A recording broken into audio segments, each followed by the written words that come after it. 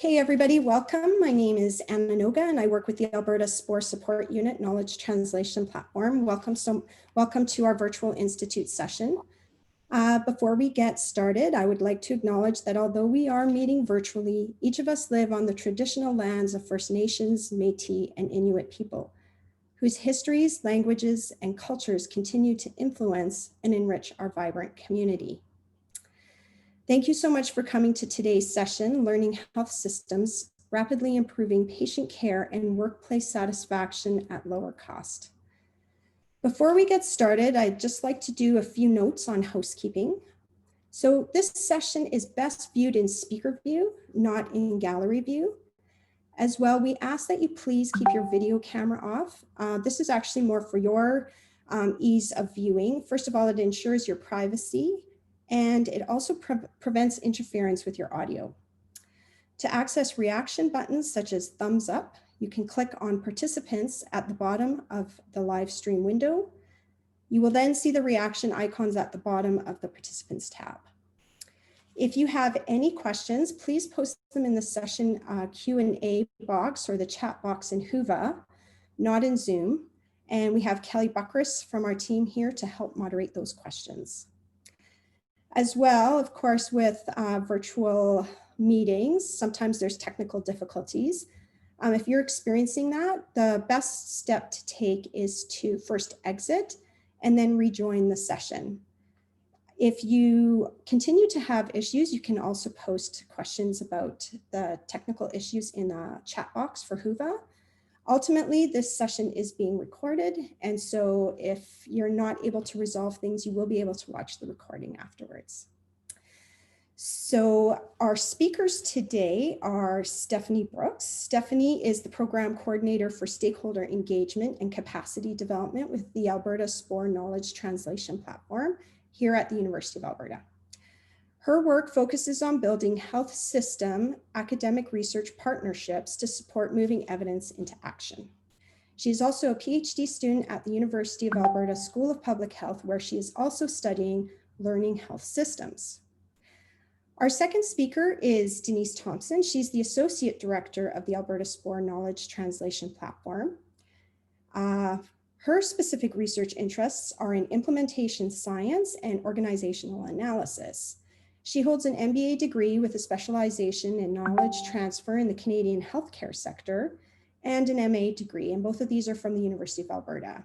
She's also currently a PhD student in the Department of Pediatrics here at the U of A.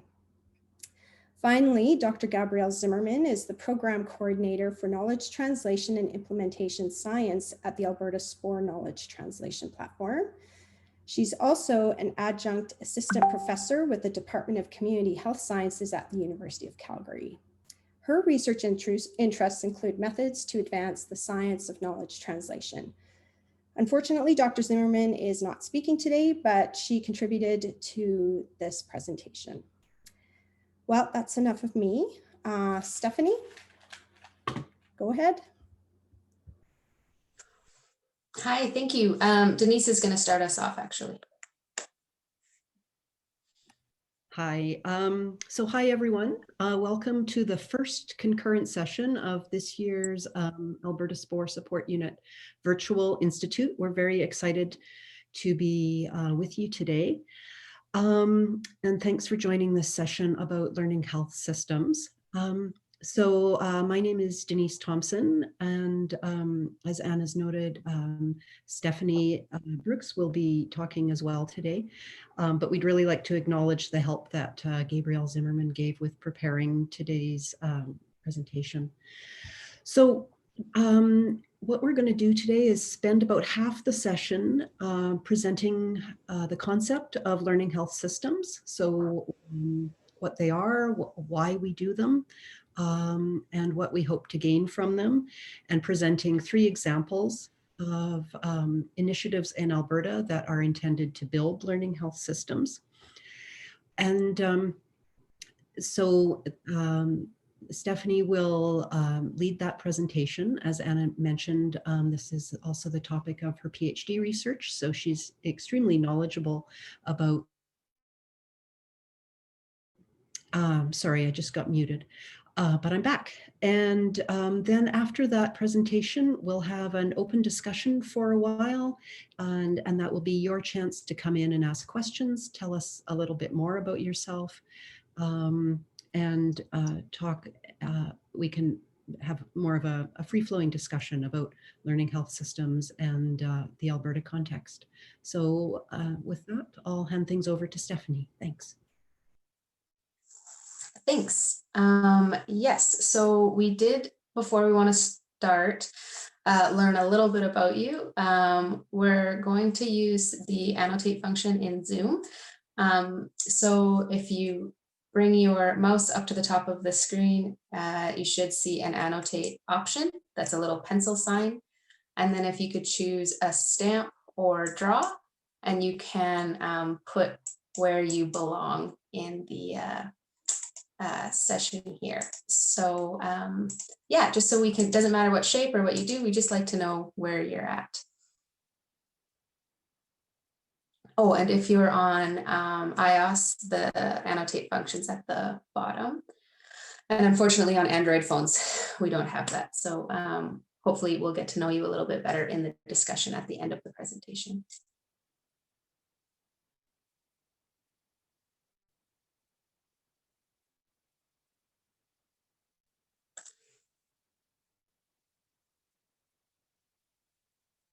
Okay, great. And then we would also like to know,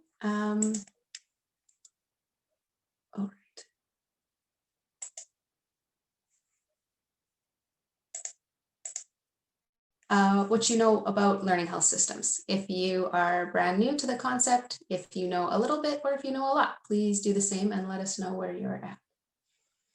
And we hope that regardless, we'll have a little bit of something for everyone, and we can clarify concepts at the end and go more in depth as well. So we're looking forward to that conversation.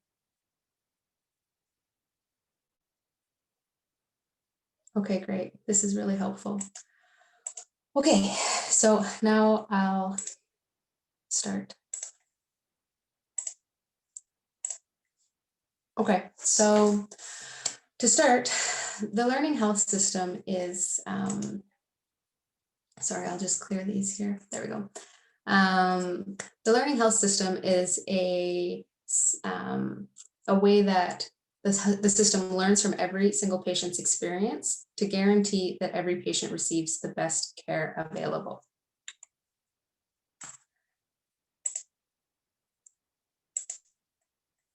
And the way that we do this is by coordinating routine care data, science, and health system processes and policies to create an organizational culture of improvement. So what are the benefits of setting up this type of system and completing all the coordination that it requires?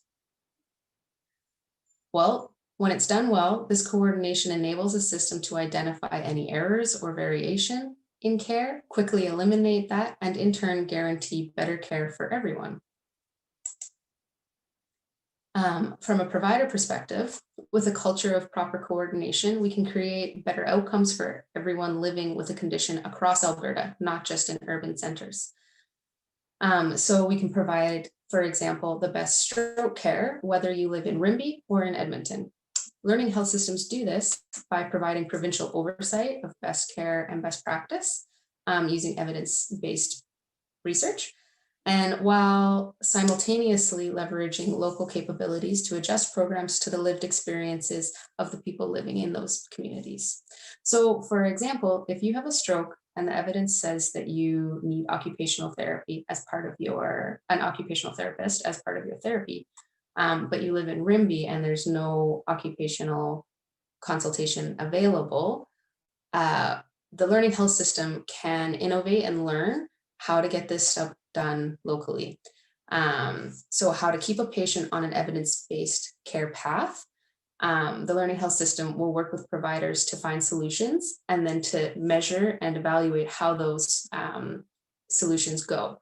So maybe we'll try online services or another person in the community or something else. And then we would measure that and see how it goes. And we would share those lessons across the province. Another benefit of learning health systems is that when done well, the system lets us look at province-wide data to improve care strategies for Albertans generally. So collecting all the experiences across the province allows us to gain important population level perspective. So for example, in type 2 diabetes care, if we can use the lessons that we learned from across the province, that can inform care policies, and then we can apply those at local levels, again, leveraging that local capacity. And then finally, when learning health systems are done well, patients can help us get shared decision-making right. So we're thankfully moving away from a patient knows or a doctor knows best model towards patient-centered care, where shared decision-making and shared care goals are critical. Patient involvement in learning health systems drives our ability to learn how to support patients and providers, to have these discussions, to make choices within the evidence in a way that's mutual and well documented. So that is what the learning health system, so how does the learning health system produce these types of benefits? Just this summer, Alberta's own Tom Noseworthy published a paper about learning health systems in the Western Canadian context. And he stated that all learning systems hold 4 key components or characteristics: strong leadership, meaningful patient engagement, system approaches to change and improvement, each informed by continuous measurement and iterative processes for change. These 4 characteristics guide 2 essential components of learning health systems: the learning itself and the infrastructure required to facilitate this learning. So these 2 components are critical for the function of the learning health system, and they're pretty well characterized in the literature. So I'm just going to take a few minutes to describe both and how the system does the learning and what infrastructure it requires. So first of all, learning health systems continue to learn from themselves by enacting learning cycles. This can be any number of cycles happening at once on any topic that would improve care outcomes and experiences for all involved. Learning cycles topics can be focused on care for specific conditions, safety measures, workplace policies or processes, anything really. And so this model depicts a 3-stage cycle in which a learning health system collects practice-based data. So that's just following staff doing their routine daily care and documenting patient experiences. And then they analyze and format this data in ways that can be used for decision-making for further improvement or to inform innovation or research agendas. And then finally, that new knowledge is incorporated with university-based evidence, whatever the newest evidence is. And that goes back into routine care. They study how it goes. They improve in this cyclical way. We're able to continually improve and ultimately deliver greater care over time. So most importantly, at the beginning or at the center of all learning cycles is an interested community. These communities include perspectives from all relevant stakeholders, including patients. This community identifies healthcare problems and sets learning priorities. The priorities that these teams identify are what drive the focus of any given learning cycle. I just want to note here that the Apps4U patient engagement platform put together a very good podcast with Charles Friedman a few months back. And he's the leading thinker of learning health systems. He developed this learning cycle model, and they talked to him about patient engagement, and he really emphasizes how essential patient engagement is to the function of learning health systems. So we've put a link to that podcast in the Whova chat box, and I hope you check that out because it really is a fascinating listen. So onto learning health system infrastructures. Those include any system or resources required to do the learning and spread lessons across the system. So there are 6 types of infrastructure, all listed here. All 6 types of infrastructures are needed to effectively learn, and no one infrastructure can support the learning health system alone. So I'll briefly describe each of these and how they support learning. Communication includes all actors or networks that interact to do the learning and to share the lessons across the broader system. So examples might be multi-stakeholder networks, learning communities, partnership agreements, stakeholder engagement mechanisms like committees and advisory groups. So SPORE is an example that fits into this category given our emphasis on engagement. Science encompasses the range of programs and resources that support knowledge generation, sharing, and application within the learning health system. This category also includes training programs, educational activities that build both the individual and the collective expertise needed to do learning health system activities. So examples of this would be universities, other research institutions, or centers and groups that can mobilize scientific expertise. So again, SPORE is an example of scientific infrastructure because we are able to create and facilitate processes that move patient-oriented research into practice. Technology. Learning from everyday care is dependent on strong data. Infrastructures must facilitate high-quality clinical data to be collected, analyzed, and acted on. Examples of this are health technologies, devices, IT infrastructures, things like electronic medical records and data coordination offices, such as the data platform at Apps4U, as they support the analytics for analytics and methodological requirements of learning using electronic medical records and other data sources. Policies include government structures, processes, and financing mechanisms or accountability measures that help us achieve our learning health system goals. Similarly, legalities include laws, rules, and regulations that guide or constrain our conduct. And then ethics includes structures, frameworks, and guidelines to ethically collect and use patient data, as well as to navigate those blurred lines between clinical practice, quality improvement, research, and innovation. So I find it helpful to think about learning health systems in the same way that we think of households. By doing this, we can see how reliant learning health systems are on how reliant the learning is on the infrastructure, and how the learning in learning health systems is cyclical and always responding to current local needs. So first of all, learning health systems are underpinned by core values. And these are the principles that orient the processes and work completed within the system. These are like the house's foundation. So if any of them crack, the rest of the house is left vulnerable to any number of situations going sideways unexpectedly. So in the Canadian context, these values include adaptability, cooperative leadership, equity, inclusiveness, open innovation, person-centered, or person-focused, privacy, scientific integrity, scientific accountability, solidarity, and transparency. So yes, these are the principles that guide all of our work within learning health systems. On top of that, the infrastructure that I just described is like the walls, electricity, roof, water of the house. And we need all of these in place so that we can focus on our work and complete the day-to-day household tasks and plan for the future. If we just have one or two of these infrastructures, we're spending our days on systems that are less efficient, and we're focusing more on survival rather than planning for the future and creating a broader impact. So similarly, in learning health systems, the learning health system relies on communication, technology, science, policies, legalities, and ethics in order to focus on their work. With our infrastructure in place and everyone inside the house, we can collaborate to figure out what we need now, what we need in the future, and how we can sort out all of our processes and routines in ways that everybody is looked after. So in a household, this might be about juggling schedules, trying to find different drivers, creating chore lists, anything we need to do to figure out how to make sure that everybody can get to work or to their activities while also keeping up the household. In a learning health system, the work is about improving care, specifically improving care using evidence-based practice.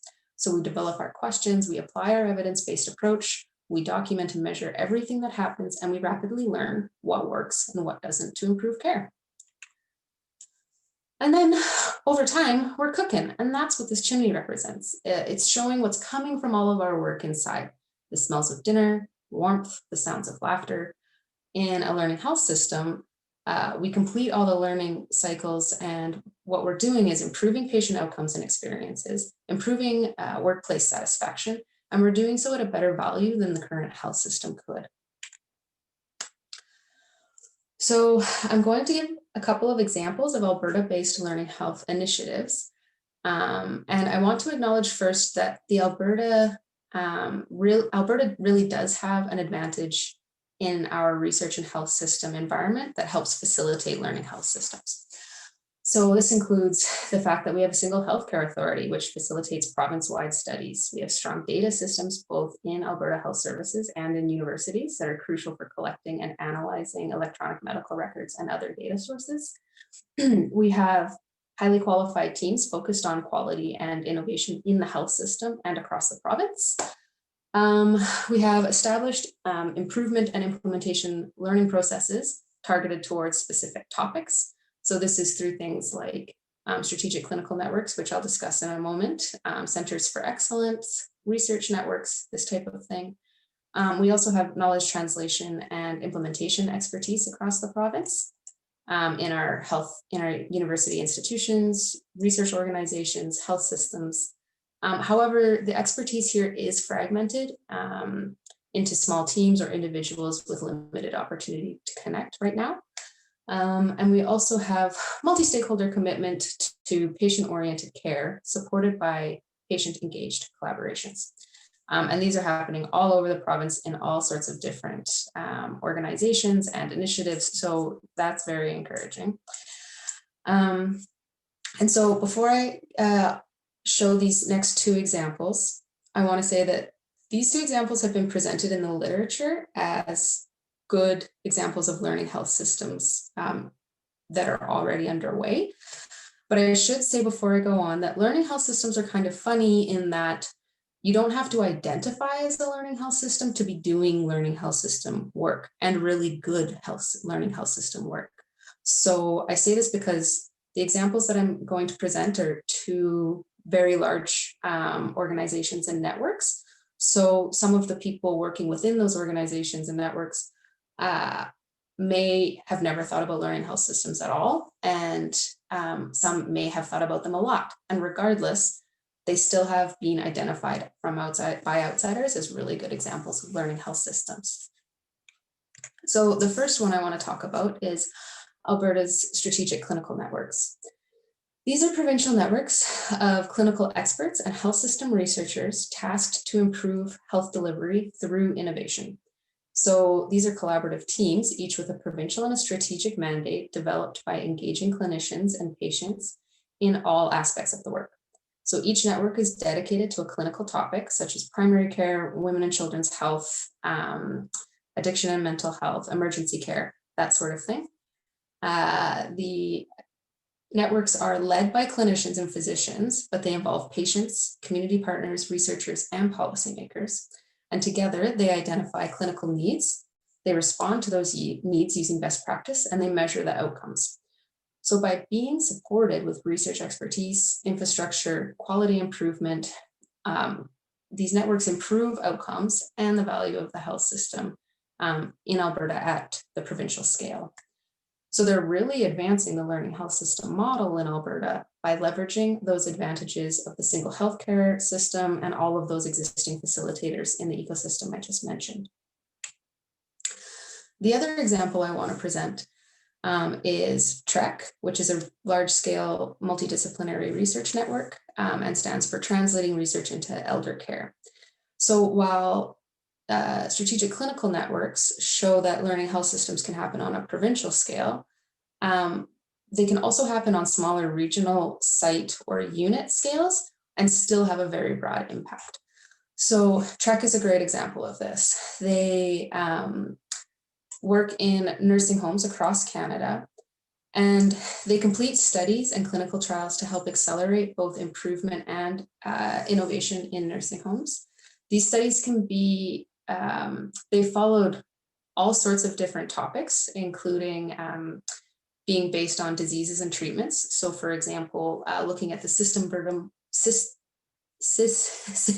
burden at the end of life. They have had studies based on processes, so reducing burnout in frontline workers, or documenting increased complexity in their residents. They've done projects based on patient safety. And this is all to illustrate that learning health systems really can look at any breadth of topics simultaneously. And TREC has notably strong scientific leadership. And they also have multidisciplinary and multi-provincial perspectives that are guiding their governance to make sure that all of their research is really relevant. And so it uses strong research design. They're able to collect data, standardize measurements across sites, analyze routine care data, and then they share the lessons that they learn from nursing homes with each other. So they're affecting the sector more broadly rather than just single sites. So those are two examples. Since the folks from these initiatives may or may not have thought of themselves as being part of learning health systems before, we wanted to pause really quick and open the floor to anyone from SCNs or TREC, and to ask, have you ever thought of your work as contributing to a learning health system? And if so, what would you add to what I've said about the work that you do? And if not, what are your first impressions about learning health systems and your organization being characterized as one? So you can raise your hand in the app, and Kelly or Anna should be able to unmute you if you have anything to say, but you will have another opportunity at the end if you want to give it a think.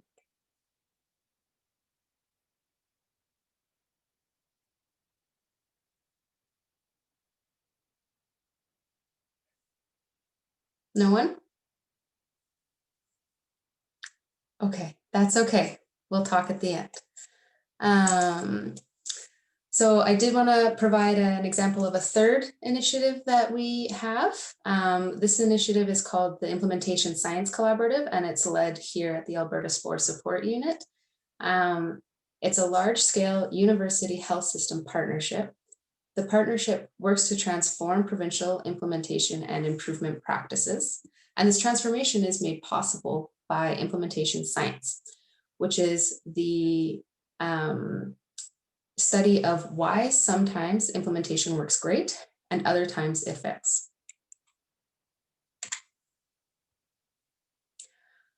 The Implementation Science Collaborative emerged out of an ongoing practical problem with implementation in the healthcare system that causes trial and error approaches to implementation instead of theory-based planning and evaluation. So implementation teams are often tasked to just try something when they're trying to improve system performance, but they don't necessarily have the capacity, the time, or the mandate to do it in an evidence-based way. So if their approach works, they can't say why or how. And similarly, if it doesn't work, they can't collect lessons and share them with themselves, in their team, or across the system.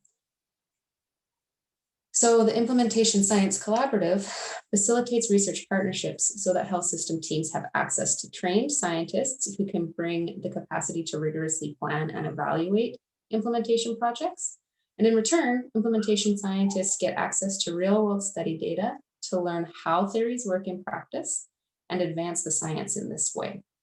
So it's a symbiotic partnership where researchers get access to real-world evidence and practitioners don't have to suffer so much from the trial and error that they're forced to try, or forced to use, I should say. Instead, they're doing implementation in a way that's measured, evaluated, and they can learn how to best implement practices and processes in different contexts. And this is exactly what the learning health system frameworks demonstrate. So if we were to go back to an example to make this more relatable, we can go back to shared decision-making that I mentioned at the beginning of the presentation. It's really important to engage patients in their own care, to ensure that they know what their care choices are, that they're able to choose based on evidence and on their individual preferences. So the Implementation Science Collaborative can design studies that ask questions about how to have the best engagement with patients, how to have the best conversations, and how to have the best follow-up so that we know what's going on with them and that their care is what they need and want on an ongoing basis. So, for example, if patients with chronic kidney disease wanted to improve the way that self-care options were presented to them in shared decision-making meetings, we would design a study with different information formats and evaluate which formats leave patients feeling most informed and confident in their care pathway decisions. So learning health system initiatives can explore these types of questions. How do you co-design care? How do you learn to co-design care better? We're really in the first phases of co-design and we're making great strides, but it's such an early practice that there's lots to learn, and learning health systems can really accelerate how fast we get to that optimal discussion and engagement level that we want to be at. So in this case, the community of interest is made up of Albertan providers who are battling common barriers to implementation, as well as patients living with the consequences of those barriers. The community also has implementation scientists, and together this group identifies common implementation problems that once solved would benefit everybody involved. Using our example, this group might say, listen, in shared decision-making, there's a lot of options to present, but it's often too dense, overwhelming, hard to differentiate, and the benefits of, and it's hard to differentiate the benefits or the risks of choosing one care path over the other. So the common problem becomes the driver for our learning health cycle. And the research question becomes, how do we present care options to patients in a way that they can understand the risks and benefits and feel confident in their decisions moving forward? So this purple group coordinates all of the infrastructure and people involved to facilitate those research partnerships, the groups in blue, to answer this question. So we'll find kidney care scientists, we'll help design implementation research, identify different sites to test the different formats of information. We'll collect the results, identify what works in which regions and why. And then we'll be able to share those findings across the province. And then with this new knowledge, we can improve practices and start this evaluation cycle all over again. And so this type of implementation research is possible because of the coordination of infrastructure and people involved in learning cycles. And I hope that this presentation has illustrated that learning cycles and the infrastructure is required to support those cycles, but I don't want to misrepresent learning health systems and the research that underpins them right now, because this approach to healthcare administration is still very new, and there are still many steps and processes that we need to figure out. So from our experience at the Knowledge Translation Platform leading the Implementation Science Collaborative, we learned that there's very little evidence-based guidance on how to plan, roll out, and sustain learning health systems, both the learning cycles and how to build the infrastructure required. And there's also not much guidance on how to leverage and coordinate that infrastructure to support people in their learning.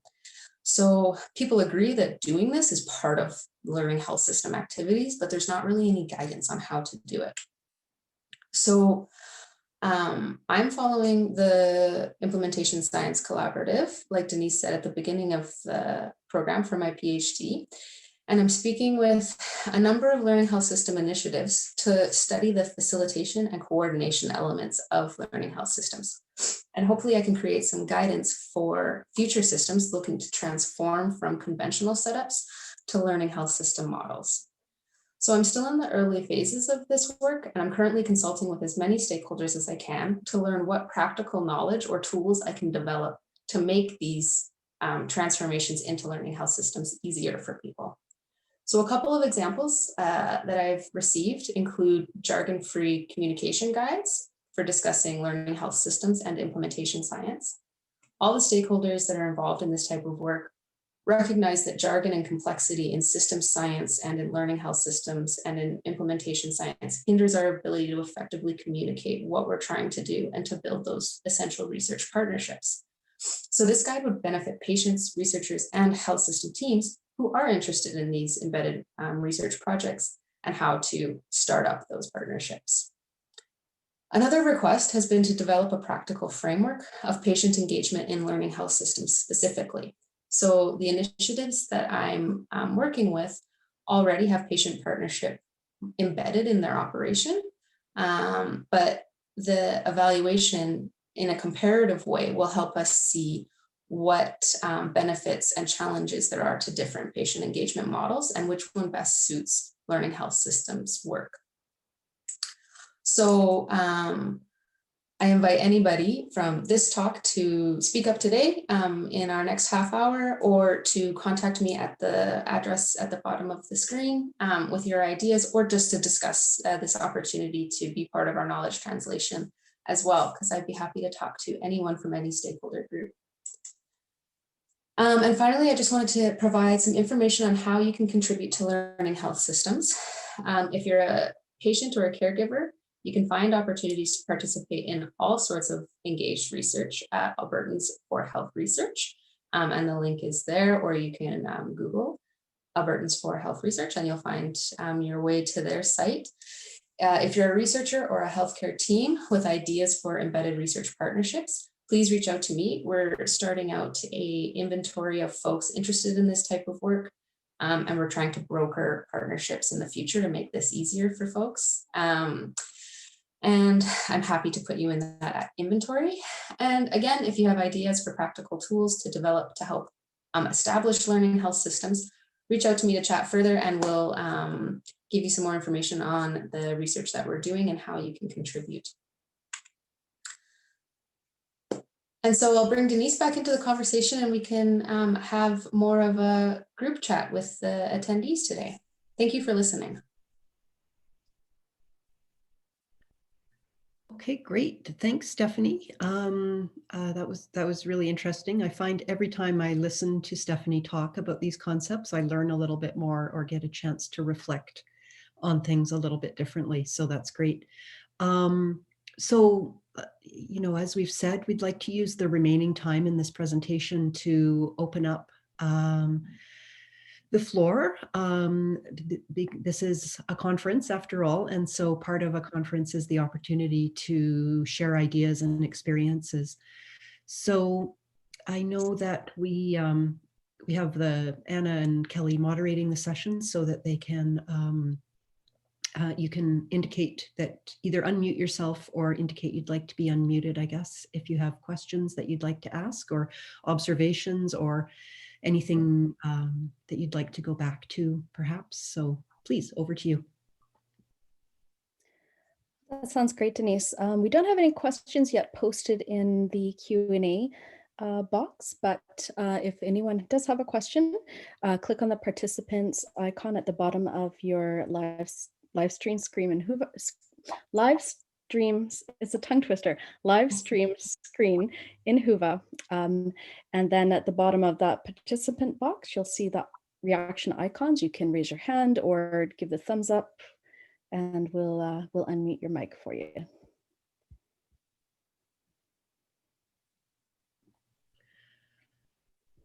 I guess while we wait for people to start typing or think of questions, one thing that I find interesting when we talk about this concept with colleagues from other provinces, Stephanie, is their envy of Alberta for the health system that we have. Just the coordination, you know, the fact that with a single health authority, which is Alberta Health Services, if you're not from Alberta, that a lot of, it's a lot easier to think about province-wide initiatives than it is in some other places. And can you maybe reflect a bit on that and tell the group a bit more about how and, you know, I think in Alberta, we're so immersed in the system and the practice that we do and stuff, we maybe don't often always stop and look back at, you know, the wider context of the strengths we have here. So if we have a moment, maybe we could talk about that a bit. Yeah, for sure. The single health authority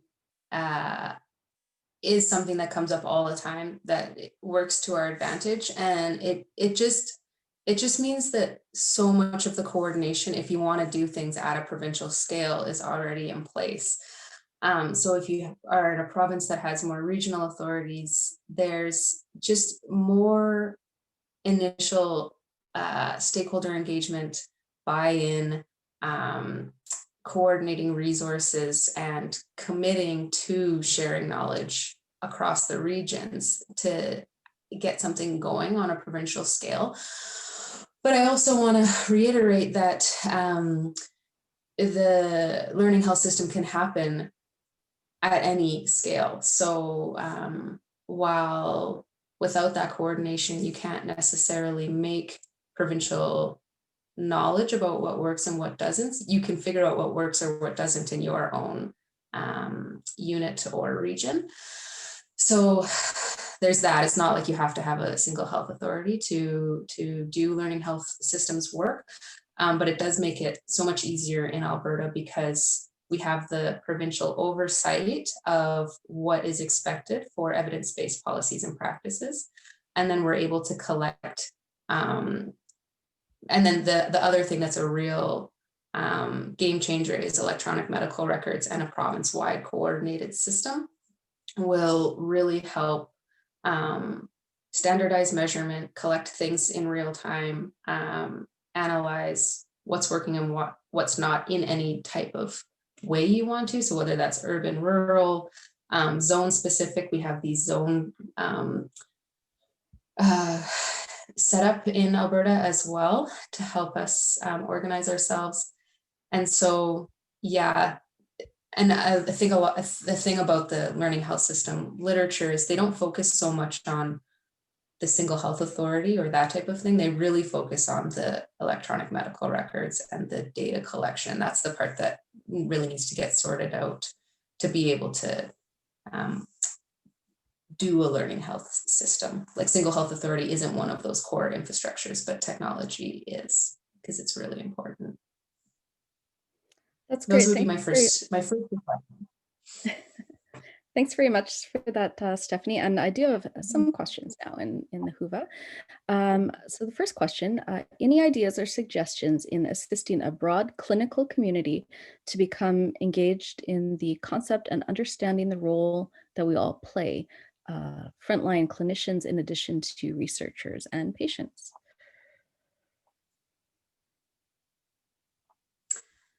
Yeah, sure. And I'm sure Denise has thoughts on top of this because we're actually working on this right now. I think that's a stakeholder engagement activity that's really a planned and thought out process, thinking about who's all involved, when to contact each of them, whether you need to do it separately between stakeholder groups, what's the best method of reaching out to them, whether it be video conferences, telephones, some type of listserv or whatever it will be, webinars, that type of thing. There is a lot of buy-in work that needs to be done in learning health systems to change that practice of, people knowing what works for them in their own clinics and not worrying so much about the broader practice, whatever scale you're working at. It's tough for sure. And I think that that's really comes down to a stakeholder engagement approach and being very clear about what's the benefit to each individual for changing the way that they do business to contribute to a learning health system, and how is it going to help them. And that is, it took us a long time to think through how to discuss these different benefits with our different stakeholders. Denise, would you add anything to that? I think the only point I can think of to add is the fact that, as you mentioned, a lot of people are doing learning health systems work without necessarily using that language. Mm-hmm. And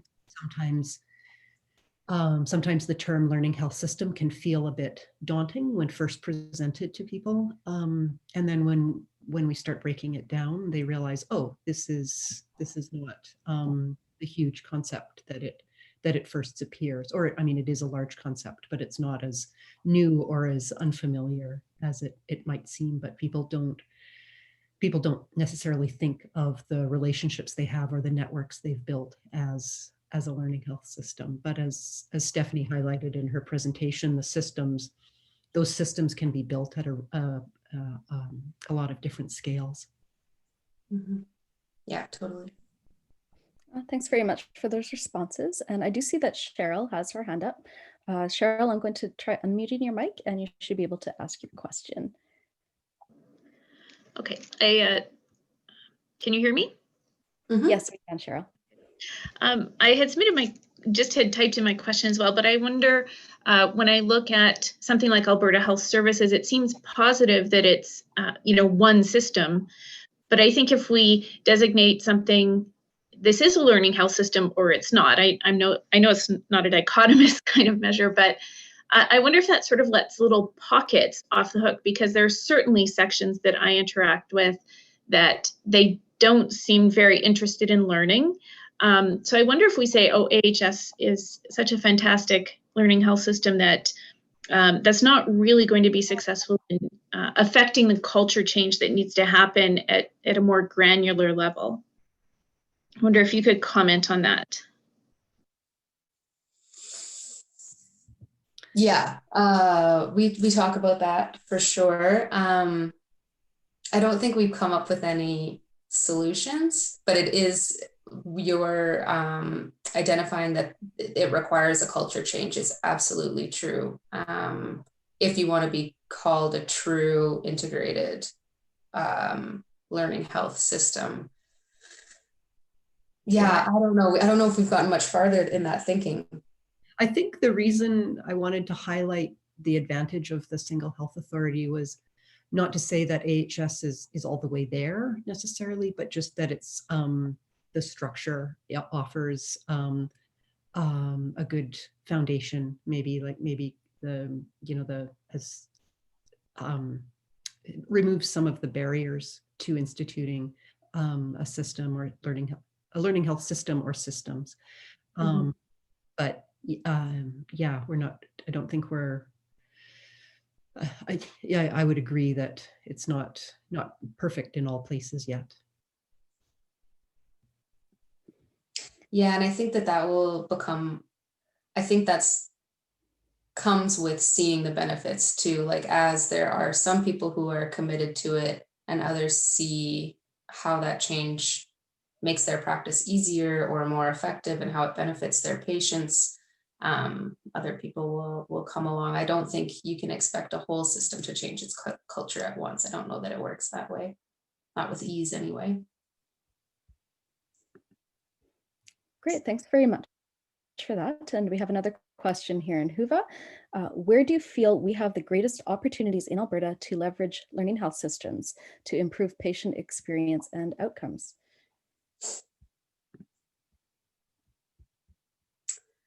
Well, I think we've already been doing it for a number of years now through the strategic clinical networks. They're a great example of an infrastructure that has been or as an organization that's already leveraging so many advantages that we have. But that's not to say there's not work to be done in coordinating that. So the strategic clinical networks and different AHS quality improvement offices and the academic institutions that are interested in implementation science and moving research evidence into practice, we're all still so siloed that I think a large remaining advantage that we can leverage that we haven't yet is all of this expertise that's fragmented in different ways, and there's really no mechanism to coordinate all of us, and that is required for a learning health system at a provincial level. So I think that finding ways to leverage our individual silo expertises is really going to be, once we get that sorted out, we're going to be on a really good path towards rapidly implementing innovations and improvements. Awesome. Thanks very much, Stephanie. I believe Ryan has a question. Ryan, I'm going to ask you to unmute your mic and you should be able to ask your question. Hello, can you hear me? Yes.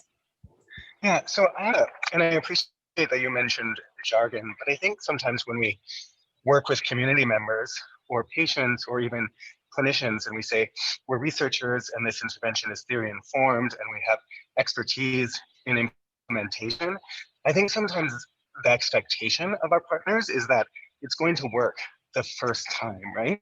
And I like the house analogy, but I think sometimes we need to soften language and soften the analogies that we use and make it understood that there will probably be meaningful change throughout the implementation process, and it might not be perfect the first time. And if, say, something is perfect in one context, and I think you mentioned it might not work perfectly in another context in Alberta.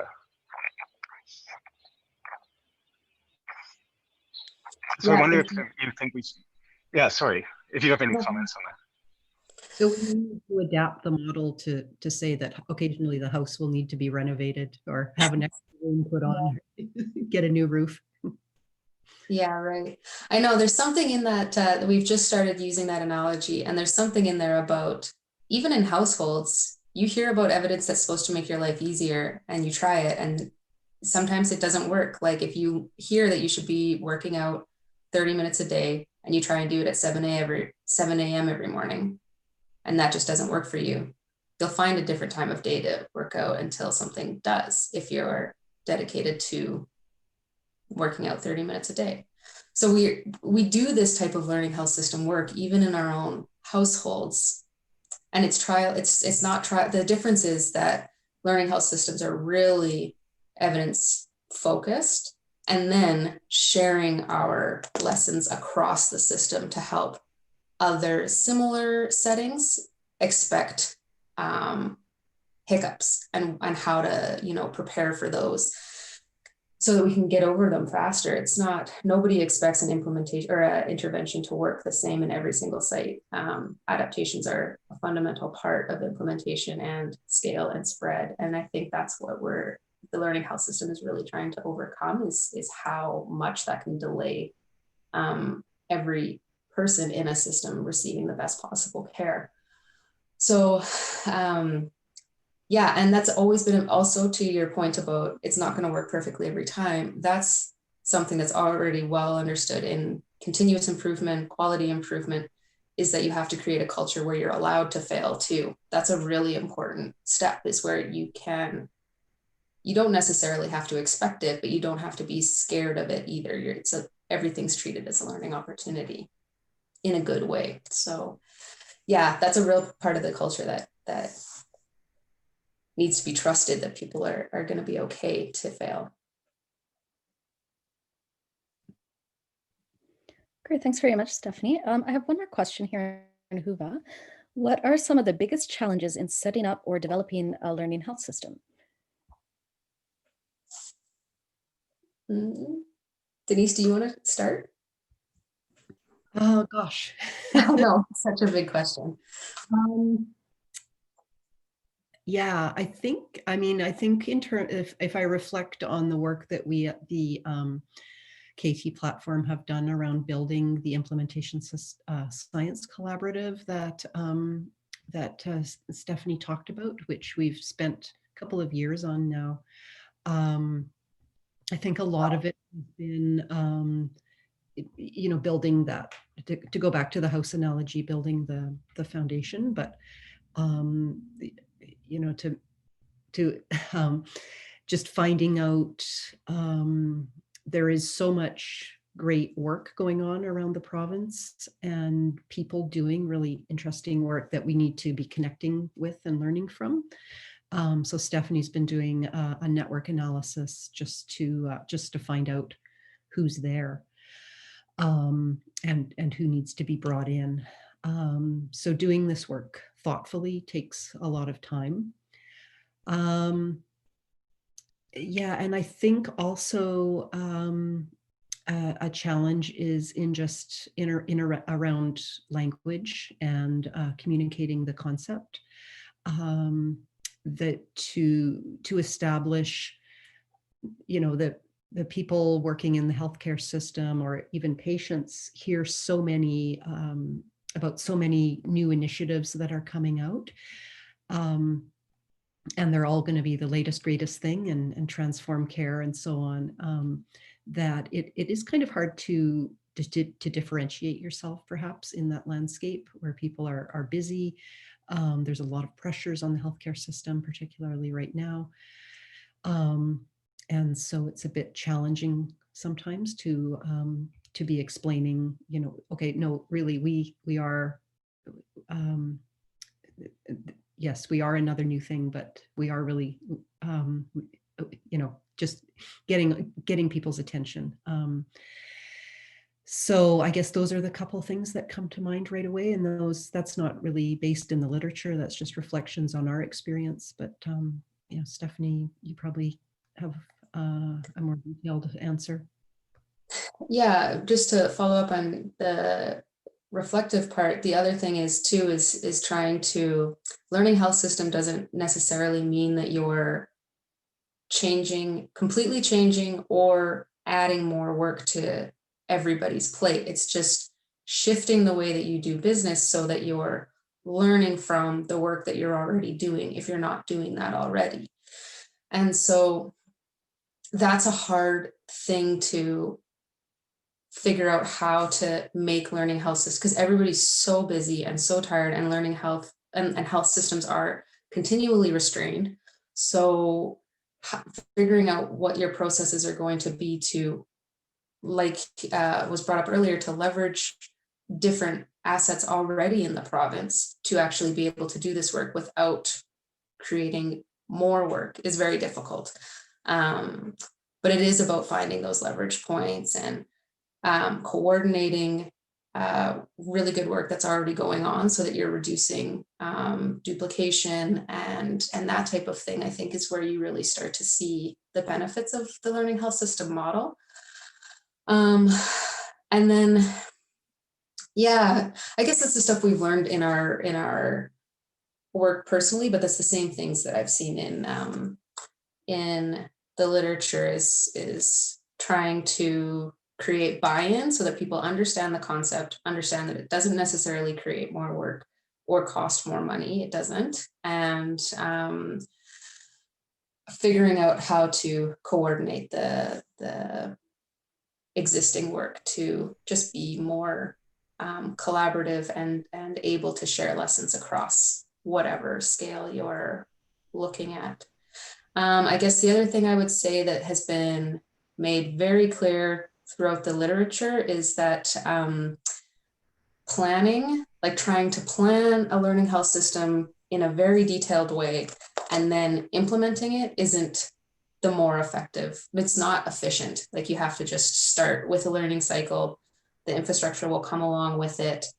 It's kind of scary to that idea of just starting something new, but I think that that's where we've come to as well, is you have to try it in the spirit of learning health systems. You have to try the way that the system's going to work, and you'll learn how it works as you go. So it's kind of a weird way of going about things from an evidence-based perspective, but yeah, that's also in the literature as well. Okay, we are unfortunately out of time. Thank you so much, Steph and Denise. You gave us a lot to think about this afternoon. I'd like to thank everybody for attending today. If you think of another question or have a comment, feel free to continue putting them and posting them in Whova. And the recording of this session will be available to watch within the next 24 hours on Whova. I'd also like to remind everyone that the Twitter contest for our favorite poster and video abstract opens today. So please be sure to take the time to vote for your favorite. The winner will be announced after our closing plenary session on November 20th. And even more important is, please make sure that you join us in Whova at 2 p.m. today to hear our studentship awardees present live on their research projects. And that's supported by Alberta SPOR. And that's at 2 today. Okay, thank you so much. Everybody have a lovely afternoon. Bye.